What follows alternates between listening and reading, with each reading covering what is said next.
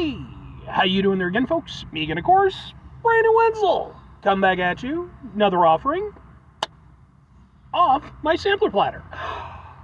Yes, indeed, folks, sampler review series videos I've been doing for a little while now. I go over there, try out food and drink items. I eat stuff, I drink stuff, then, folks, I'm going to talk about stuff. I'm going to let you know all that you need to know about hopefully delicious stuff. That time I'm doing this, folks, I'm not going to lie. It is summer, but it's actually a pretty super nice day out, so this treat isn't entirely appropriate, but, yeah, fuck it, ice cream. Or, well, frozen custard. But anyway, folks, it's super simple format. I'm going to go over there and I'm going to try out food and or drink items for you. Whilst I'm doing so, I'm yammering on about it for a bit. Whilst I'm doing all that, I'm inside my truck, and whilst I'm doing all that, folks, I'm wearing a super cool shirt. Folks, when I wear super cool shirts, I always like to highlight the super cool shirt. What super cool shirt am I wearing for you today, folks? What happens to be one of my Limp Bizkit shirts. Yay! I love this shirt. It's super cool. Excuse me. This is actually a shirt that I got when I saw them perform live a few weeks ago. At the time I'm doing this, they're on their Loserville tour, which was an interesting show overall. Not my favorite in certain regards, but Limp Bizkit was fucking phenomenal. Absolutely loved their set. I thought it was a great show. Some of the opening acts I wasn't too into, but, you know, it happens.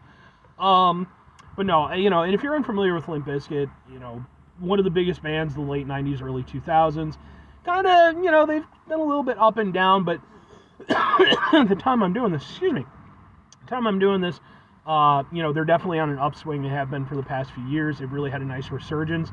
So when I saw that they were performing live, like, I knew I wanted to get in on that. I actually like them so much. I've got videos of the performance that I attended. They're on the channel as well, just in case maybe you want to check them out.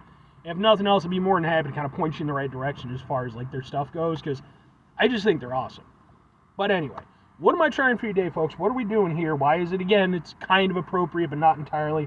Well, folks, I decided to hop on out to, boom, Andy's Frozen Custard, ooh, which I have reviewed something from them before. This is their Chi-Town Razz Concrete, which, I mean, yes, right? You know, like, okay, I'm from Chi-Town, kind of. I mean, I don't live there. I haven't lived there since I was a kid, but I still, you know, that's where I kind of grew up for a little bit. So when I saw that they had a specific concrete that was just for us, you know, wonderful Illinoisans, I was like, yeah, okay. So let's get a thing for the thing first and foremost. Can we? Let me get a thing. And it's all about the presentation, folks. If I learn nothing about doing YouTube stuff, it's that. It looks like this. Ha ha ha ha ha ha. Let's give it a go. Woo. Oh, that's good. I like that. Woo. Yes, sir. I really like this one. I mean, the last thing I reviewed from them was like some sort of blackberry concrete, and it was fine. But it was kind of underwhelming, so I was a little bit worried that maybe, you know, because literally, this is only the second time I've ever been in Andy's Frozen Custard. You know, so I didn't know, you know, kind of what the overall standard of what they're putting out was. But no, this is actually super tasty. Because it's a mix, it's got chocolate hard shell, and then, you know, like a mix of raspberries, and then, of course, the concrete mixer itself.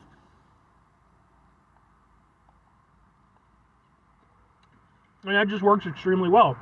You know, raspberries and chocolate work really well. And you can taste, like, the actual raspberry aspect of it, too. Like, I bit into it, you could actually taste a little bit of a seed kind of pop. But, yeah. And it's nice, because you actually get, like, the different elements of the raspberry. It's not just, like, sort of somewhat berry tartness of it. Like, you're actually getting kind of the dryness of the raspberry as well. Yeah. I'm very down with this. Yeah. I mean, in my head, it kind of reminds me of something like a chocolate-covered strawberry.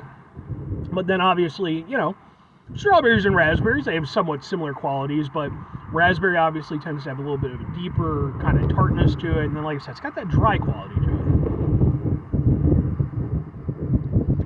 No, this is really nice.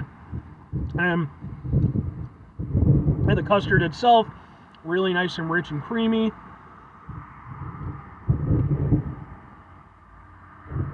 And definitely, I will say, even without the chocolate hardtop on it, I think it would still be good, because I think the raspberries and stuff are doing a really nice job. But to really get the full effect, to really have it at its best, that chocolate hardtop is definitely a game changer on that. Because it adds in, not only a different textural quality to it, but then also, again, like just that, the mix of the, that kind of somewhat richness from the chocolate sort of working with the sweetness and, somewhat tartness from the raspberry.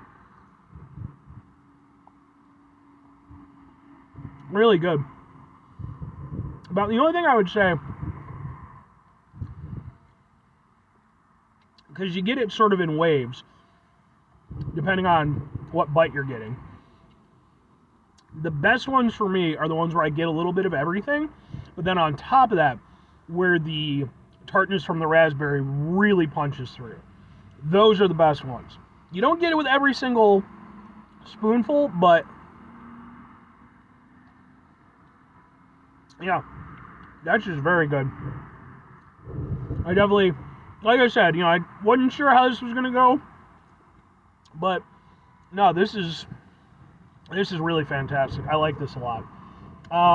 And on top of that, it's such a nice day. It's like, I think it's like a little under 75 degrees today. There's like it's beautiful sky, but a little cloudy, and then just beautiful freaking breeze going through. I love it. Love this. But anyway, 2 questions have to be asked. Would I get it again? Would I recommend it? This Chi-Town boy absolutely would get it again. It would absolutely go over there and recommend it. Like I said, I'll rep Chicago to a fair extent, maybe unfairly, as I have lived most of my life in the burbs. I'm definitely more of a burbite, as it were. But, like I said, I did technically grow up in Chicago, and despite all the flack that Chicago gets, some of it, rightfully, some of it wrongly. Yeah, man. And I don't know what we have to do with raspberries, personally. I've never thought of raspberries being a Chicago kind of thing, but fuck it, man. It's a good concrete mixer. And like I said, I think it just hits on all the things that I want it to hit on. It's got, contrasting flavors that are also working really well together. And it's really tasty and good. It's a nice little frozen treat. I maybe would have gotten a small, just because you get quite a bit. And that's not a bad thing. Just I got stuff to do later on. But anyway, and if I'm recommending it, I don't know how available it is. I don't know if it's going to be available in locations outside of Illinois.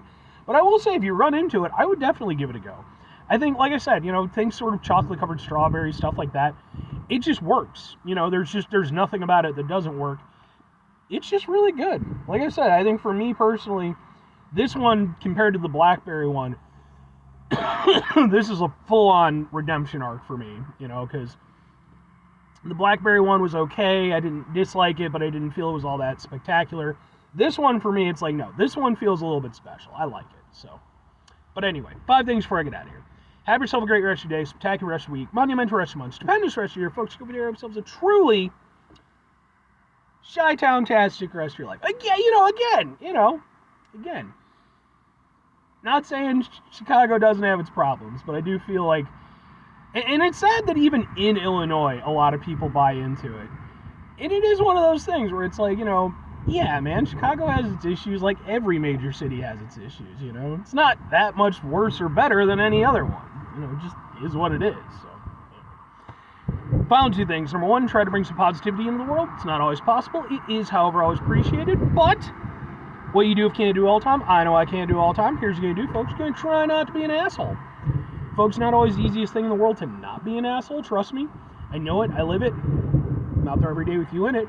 Life can be stressful and frustrating and just bullshit sometimes, folks.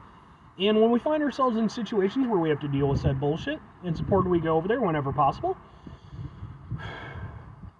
take a step back, try to mitigate the level of assholishness in our lives, hopefully do better for ourselves and for those around us. Very final thing, folks, do the thing. Whatever the thing is for you, that's what I want you to go out and do. Folks, what's your personal opinion on, Chicago and all of its stuff? Have you heard this stuff from the media? Do you buy into it? Do you not? Have you visited Chicago? If so, what were your impressions? Like I said, I'd really be interested because it is one of those things, man. It's, some of it I do feel like the reputation is deserved. But a lot of it I think is really just sort of overblown. It's just one of those things, everybody knows how the media is. I don't care what side of the fucking fence you're on. Media makes its money by sensationalizing shit. And I personally feel that Chicago has been very unjustly, at the center of that in a lot of ways, even though, again, it does genuinely have its problems. Again, like every major city. But I don't know why the hell I'm sticking up for Chicago so much. Like, I don't live there, but anyway, hometown represent. Bye!